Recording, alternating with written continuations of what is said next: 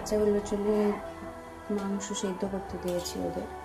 আমাদের যদিও আজকে নিরামিষ, কিন্তু সপ্তাহে এমনি 2-3 দিন নিরামিষ হয়ে যায়, তো ওদের একটু খেতে অসুবিধাই হয়। সেই জন্য আজকে সব রান্না হয়ে যাওয়ার পরে লাস্টে ওদের জন্য এই মাংস আনা হয়েছিল সকালবেলা, তো লাস্টে সিদ্ধ করতে দিচ্ছি। যেহেতু আমার সয়াবিনটা অসুস্থ এবং আর একটা কুকুরও অসুস্থ আছে, লাডোটা একটু সমস্যা হয়েছিল, ডিস্টেম্পারের সিমটম দেখা যাচ্ছিল, কিন্তু এখনও মোটামুটি সুস্থ আছে। তো ডাক্তার বলেছে একটু মাছ মাংস খাওয়ালে ওদের একটু ইমিউনিটিটা ভালো থাকবে, ওই জন্য একটু মাছ মাংস দিতে। এবার কিছু কিছু দিন থাকে সেদিনকে বাড়িতে আমিষ রান্না করাই যায় না, যেমন শনিবার, বৃহস্পতিবার, তো সেই জন্য আর কি, ওই জন্য একটু দেরি হলো রান্না করতে আজকে। সবার শেষে মাংসটা রান্না করছি।